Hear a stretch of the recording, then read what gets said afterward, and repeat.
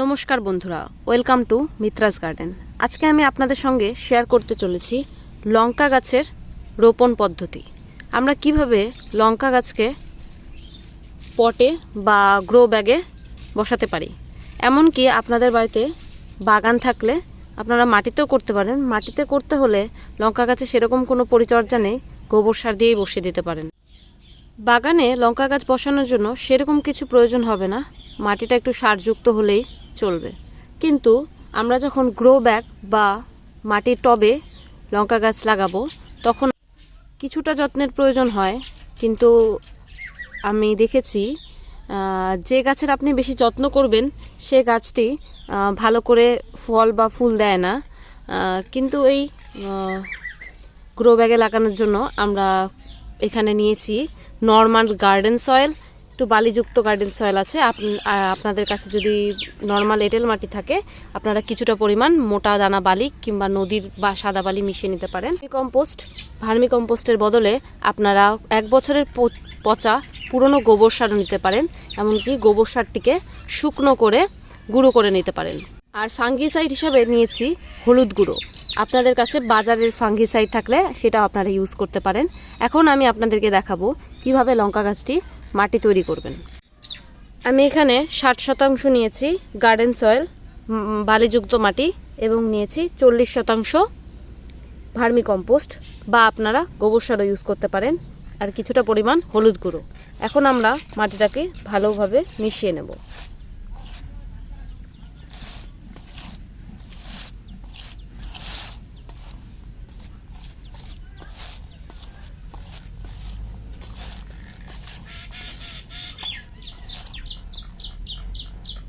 আর আপনাদের কাছে যদি শীতের মৌসুমি ফুল লাগানোর জন্য যে মাটি তৈরি আছে সেই মাটিতেও আপনারা লঙ্কা গাছ খুব ভালোভাবে করতে পারেন।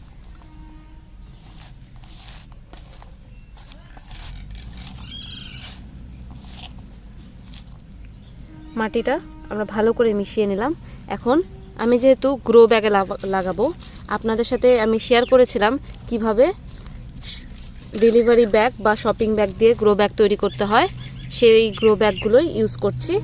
গ্রো ব্যাগের নিচে আমি দিয়ে নেব শুকনো পাতা বা সবজির খোসা যেগুলো থাকে সেগুলো, যেন ড্রেনেজ সিস্টেমটা ভালো হয়। এবং পরবর্তীতে আপনারা যখন মাটিটা রিইউজ করবেন তখন যেন এই সবজির খোসাগুলো পচে বা পাতাগুলো পচে সারে পরিণত হয়ে যাবে। আমি কিছুটা পরিমাণ শুকনো সবজির খোসা দিয়ে নিলাম এবং দিয়ে দেব মোটা দানা বালি দিয়ে কিছুটা পরিমাণ ভর্তি করে নিয়েছি।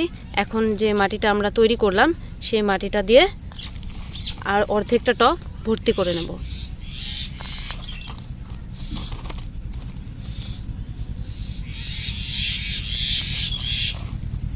এবং কিছুটা পরিমাণ হলুদ গুঁড়ো চারদিকে ছড়িয়ে দেব। দেখুন কিছুটা পরিমাণ হলুদ গুঁড়ো ছড়িয়ে দিলাম এবং তার উপরে আবার কিছুটা মাটি দিয়ে চাপা দিয়ে নেব। আর মাটিটা আমরা সবসময় চেপে চেপে ভর্তি করব, কারণ ভেতরে যে বাতাসটা আটকে থাকবে সেটা যেন গাছের শিকড়ের কোনো ক্ষতি না করে। তাই কারণ বাতাস থাকলে সেখানে জলের পরিমাণ থাকবে এবং ফাঙ্গাস ধরে যাবে। তাই আমরা মাটিটা ভালো করে চেপে চেপে দেব।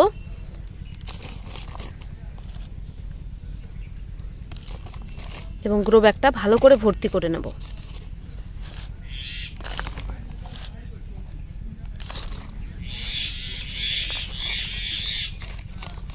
দেখুন এভাবে চেপে চেপে আমি গ্রো ব্যাগটা ভর্তি করে নিচ্ছি। লঙ্কা গাছের প্যাকেটটা খুলে নিলাম এবং একটা লঙ্কা গাছ বের করে নিলাম। এখন মাঝখানে কিছুটা পরিমাণ মাটি সরিয়ে নেব এবং এখানে লঙ্কা গাছটি দিয়ে ভালো মতো মাটি চাপা দিয়ে দেব। সুন্দরভাবে চারদিকে মাটিগুলো চেপে চেপে বসিয়ে দিলাম এবং এখানে ভালো করে ভরপুর জল দিয়ে দেব। এখন প্রতিস্থাপন শেষ, এখন জল দেওয়ার পালা। এখন গাছটিতে ভালোভাবে ভরপুর জল দিয়ে নেব। এই জলটি মাটিটা খেয়ে নিলে আবার ভর্তি করে জল দেব এবং 2 দিন আপনারা গাছটিকে সেমি সেরে রাখতে পারেন এবং তারপর ফুল সানলাইটে দিয়ে দেবেন। চারদিক দিয়ে জলগুলো বেরিয়ে যাচ্ছে, তার মানে ড্রেনেজ সিস্টেম গাছটির খুবই ভালো হয়েছে। আপনারা যখনই গ্রো ব্যাগ বানাবেন তখন গ্রো ব্যাগের চারদিক দিয়ে ফুটো করে দেবেন, তাহলে এক্সেস যে জলটা থাকবে সেই জলটা বেরিয়ে যাবে। লঙ্কা গাছের খাদ্য হিসাবে আপনারা ওই শীতের মৌসুমি ফুলে যে খাদ্য দেবেন, সবজির পচা জল, সবজির খোসা যে পচাবেন সেই জল, খোল পচা জল এসবই দিবেন। আর যদি আপনাদের কাছে খোল পচা জল না থাকে তাহলে কিছুদিন পর পর ভার্মি কম্পোস্ট বা গোবর সার চারদিকে ছড়িয়ে দেবেন। আমার জন্য যদি কোনো পরামর্শ থাকে সেটাও আপনারা কমেন্ট বক্সে জানাতে পারেন। ভুল ত্রুটি হলে মার্জনা করবেন। লাইক, কমেন্ট অ্যান্ড সাবস্ক্রাইব করে পাশে থাকবেন। ধন্যবাদ সকলকে।